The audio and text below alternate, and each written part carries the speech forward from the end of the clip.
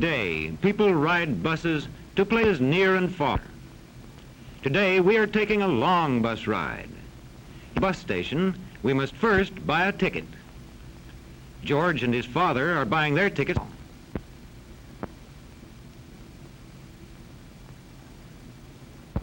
They are just in time for us coming into the station. It is big and full. Mr. Fisher drives our bus.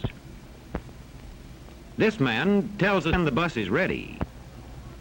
He talks through the loudspeaker. Platform 5, 7:30 coach for Somerville, Easton, Harrisburg, Bedford, Pittsburgh, West. Time to go. Many people are going with us. The porter puts away our baggage in a space under the seats. Mr. Fisher takes George's ticket.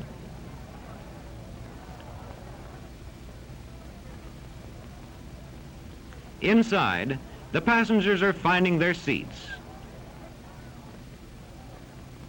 George likes to sit in front so he can watch the driver. Before Mr. Fisher starts the bus, he closes the door and starts the motor. Then he backs the bus away. Out of the station we go, and on our way. Right on time, too.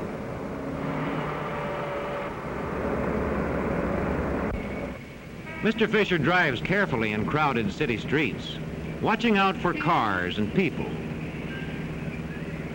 He switches a signal to warn drivers behind him that he wants to make a turn. One last look at the tall buildings as we leave the city behind.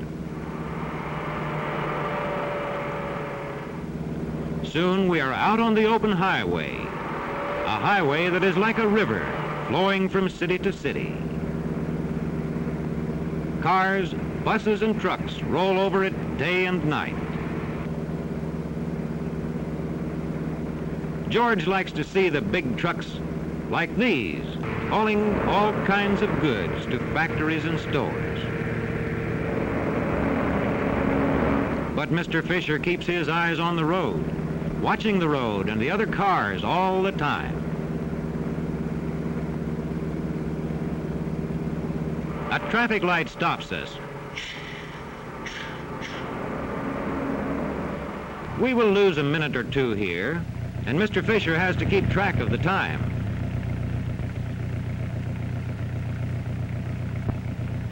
"9:56. He's still on schedule. But now the stoplight is changing to go.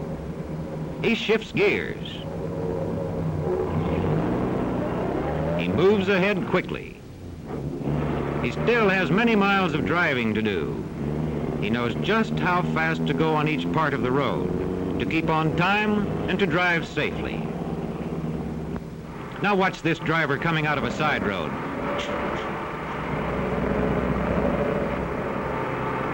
Mr. Fisher has to look out for all kinds of careless drivers on the highway. He sees in a big mirror cars coming from behind.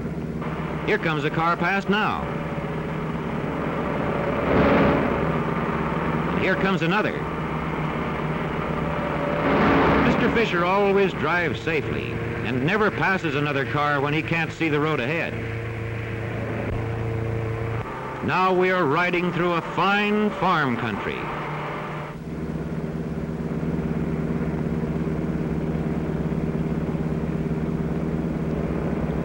Look there, farm boys and girls wishing the driver good luck as we roll onward. A train is coming.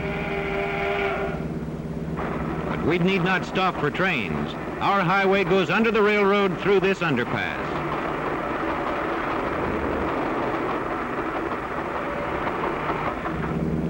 As our bus goes on, the passengers are having a pleasant time.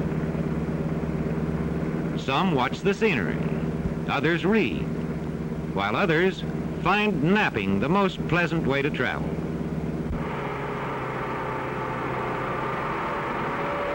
Look ahead. There's a car stalled on the highway. Our driver puts on the brake. Then he turns out carefully.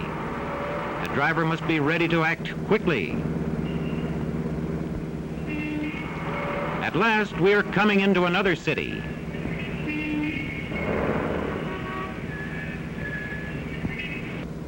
The bus turns into a station much like the one from which we started.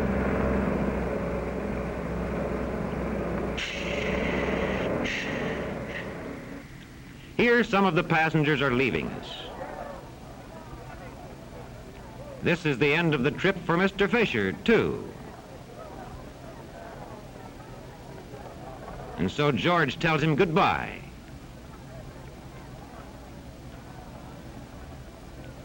A new driver, Mr. Thompson, will take us on from here. Mr. Fisher turns over the tickets. Everything in order? Mr. Thompson is ready to go to work.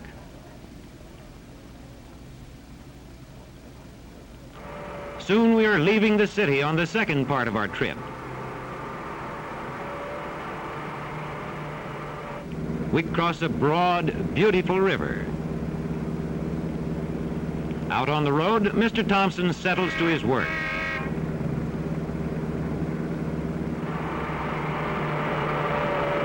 In a little while, we reach the entrance to a great superhighway.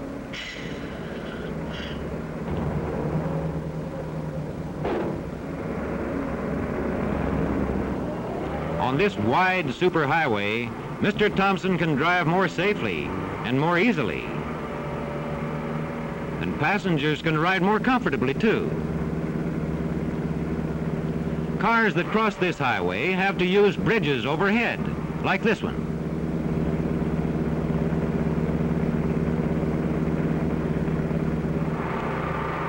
Wide, separate lanes and well-built curves mean faster, safer driving.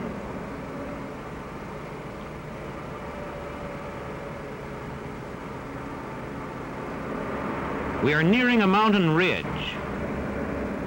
It is a high wall across our path, but we plunge into this tunnel and right through the mountain. Out on the other side and down the mountainside into the valley beyond.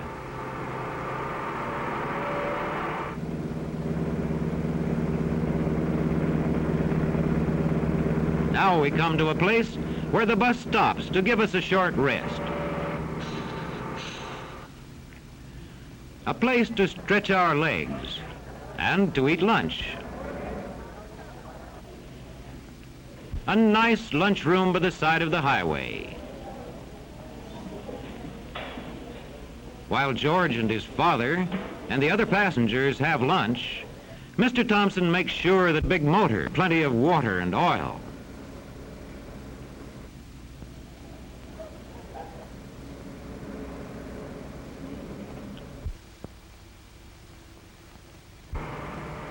In a little while, we are on our way again.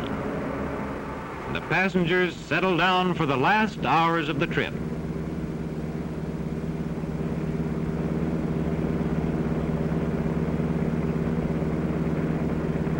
Mile after mile goes by as Mr. Thompson drives on.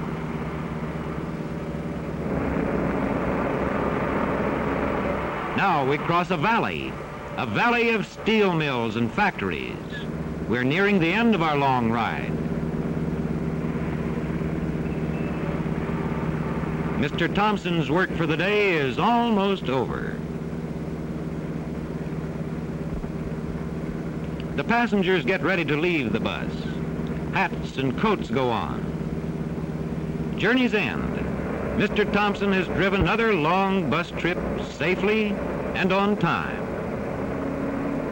Tomorrow, he will drive back over the same road.